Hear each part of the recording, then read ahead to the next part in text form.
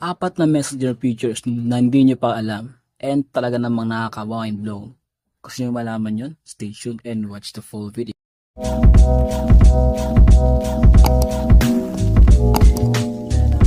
Okay, so hello mga lods. Welcome back again sa ating channel. For today's video, I'm gonna teach you or I'm gonna show you apat na features ng Messenger, yung bagong features ng Messenger na for sure din nyo pa alam. And talaga namang mga gulot kayo kung ano nga ba yung mga kayang gawin ng apat na features na yun. So, alam ko yung iba dyan gusto niya malaman kung ano yun, pero syempre bago ka pa lang sa aking channels, gusto mo mga ganitong content, subscribe mo na yan Lods dahil araw-araw ko nag-upload ng mga ganitong klaseng contents. Okay, so ano yung patagalin pa? Let's get right into it na agad-agad mga idol. So unang-una sa lahat, for you to have access sa mga apat na features ng Messenger, yung mga bagong features ng Messenger, syempre, punta ka muna sa Play Store, need mo po i-update ang Messenger mo. So paano mag-update? Punta ka ng Play Store, type mo lang dito simply ay ang Messenger. There you go. Ay pagkatapos, click mo yan. Ngayon kapag open nakalagay, so meaning updated ka sa Messenger. So meaning yung Messenger mo is updated yan. Okay, so ngayon, since nakapag-update ka na sa Messenger, so open na natin yan. So alam naman natin na sa Messenger is merong Meta or Ask Meta AI. So ito, hindi na po bago yan, like medyo matagal na yan. Pero sa mga di nakakaalam is, pwede ka po dito mag-ask ng kahit anong gusto mong tanong. Kayang-kaya niya po sagutin yan. Ang kagandahan pa nito is, sa chat direct. Okay? Kunwari, gusto mong alamin kung ano yung mga most beautiful country in the world. So, hindi mo na kailangan mag-google. Sesend mo lang ng ganyan. So, si Meta ay nang bahala doon. Ayun kung makikita mo. Di ba? So, siya na agad ang automatic nag-reply para hanapin yung gusto mo i-search sa Google. See? Agad-agad, di ba? So, and ang kagandahan pa doon is, kung makita nyo mga idols, napaka-detailed. Di ba? Napaka-angas. So, ganoon ang kagandahan dito sa Meta AI. So, ang kagandahan pa, another is, free lang siya. So, hindi mo kailangan magbayad. Kailangan mo lang dito is just type what you want. Okay, anything na pwede mong i-type, siya na pong bahala dyan. So, para siyang ChatGPT, pero ang kagandahan lang is, hindi mo na kailangan pumunta sa iba-ibang website o pumunta sa Google Chrome. Messenger lang, agad-agad, matik, kaya na agad yan. Okay? So, lahat ng gusto mo itanong dyan, tanong mo na lang. Okay? So, walang problema sa Messenger yan. Kaya ng Messenger, ng Meta AI natin. So, ganun kalupit yung sa mga di pa nakakalam na Meta AI, ganun po siya kalupit. Okay?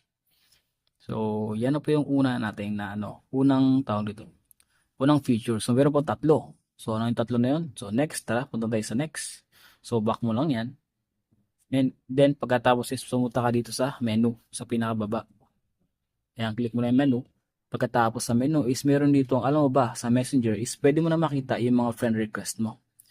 If may friend request ka sa Facebook, tapos di mo na-open yung Facebook mo, sabihin natin nakalimutan mo yung password, sabihin natin hindi mo na ma-open, dito pwede mo siya i-confirm. Just click na yung friend request na yan, pwede mo na i-confirm yung mga nag-add sa'yo ng friend sa Facebook. Diba? Ang galing. So, hindi mo na kailangan punta sa Facebook pa, agad-agad is pwede mo na siyang i-accept kahit dito pa lang sa friend request. Okay? So, di ko na i-open yan kasi baka makita niyo pa, pero madami-dami yan, pero di ko na i-open. Okay? Kasi ganito yan. Kung sino nag-add sa Facebook, automatic na riyan makita mo agad yan dito. Kapag in-open mo, automatic makita na agad yan. So, ganoon katindi. Okay? So, ganoon kaangas yun. So, ibig sabihin, hindi ka talaga manghihinayang. Kapag in-open mo yan, makita mo agad lahat mo nag-add friends sa'yo dyan. Okay?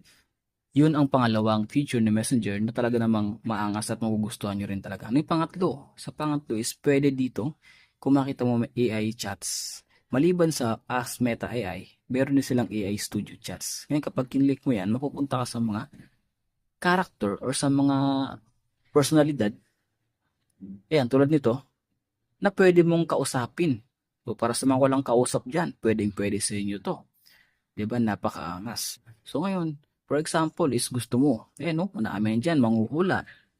Earnbot, step 1. Galit na ate, diba?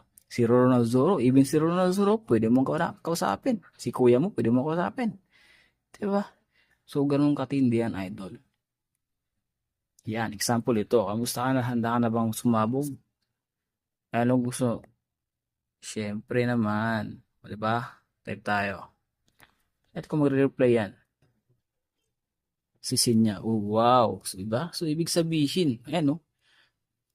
Diba? So, agad-agad, meron na agad nag-reply sa'yo. So, ganun katindi yan, idol. Automatic yan. So, meron ka na, dito, kapag nagtanong ka, hindi siya tawag ito, hindi siya matagal mag-reply, mabilis lang. Diba? Kaya itanong mo, automatic, kaya niya sagutin. Wala kang bebe, chat mo to, bebe mo. Pare, ito, click natin ganyan.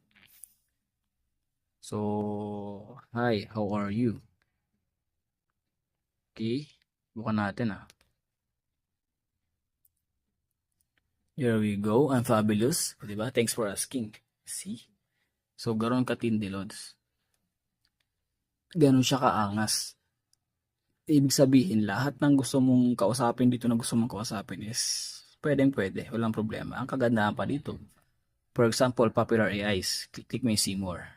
Diba? Napakadami pwede mong kausapin dyan. Mali mo dyan yung crush mo. Diba? Kahit AI lang nga, at least, diba, nakakausap mo si crush. And even, pwede ka kumausap dito ng mga anime characters. Diba ang lupit? So, ibig sabihin, yung features ni Messenger na yan is talagang hindi ka basta-basta maboboring kasi malilibang ka talaga sa mga yan. Di ba? Ang angas. So, isa yan sa pinakamalupit din na ni AI, ni Meta AI na features or na update. Di ba? Ang galing. So, yan. Napakadami yan. Okay? So, scroll mo pa ba? Walang katapusan halos yan. Okay? So, ganun katindi, Lods. Ay, no? Kung connection, pwede.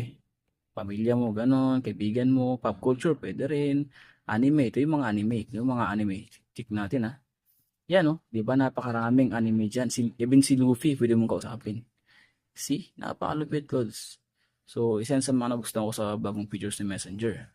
Especially sa mga walang kausap or walang kachat dyan, pwede nyo gawin yan as libangan or pwede nyo gawin as, alam mo yun, permanently nakausap mo na. Okay, diba? Masaya pa yung kausap mga yan. Okay? So, lahat ng kung tanong, sasagutin ng mga yan. Diba? So, ang kagandahan pa doon, di ba may mga ganito, may mga AI na ganito. So, ang pang-apat na features na pinakamalupit sa lahat na nagustuhan ko is pwede kang mag-create ng AI mo. Pwede kang mag-create. Click mo yan, create an AI. Yan. Ngayon, kung anong gusto mong AI na naisip sa utak mo, gagawin yan ni Meta. Ni Messenger.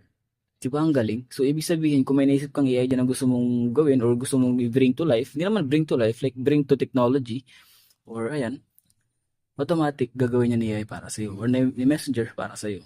So, isa yan sa pinaka-hype na update ni Messenger ngayon. Di ba ang lupit, napakatindi. Ganon kaangas, ganon katindi ang update ni Messenger ngayon. So, napakarami niyang mga bagong update na pwedeng paglibangan. So, hindi siya boring na gamitin kasi especially sa mga walang kachat dyan, pasintabi naman, ay hindi ka na maboboring. Okay? Kumbaga, pwede ka nang maglibang kahit Messenger lang nabuksan mo na application. Diba? Ang angas. So, ayun. Yun lang naman mga idol, no? If you like the video, please leave a like. Sana gusto nyo yung apat na features na Messenger na senior ko sa inyo. So, di naman katagal pa. Till next time. Peace out. Keep safe, everyone. Bye-bye.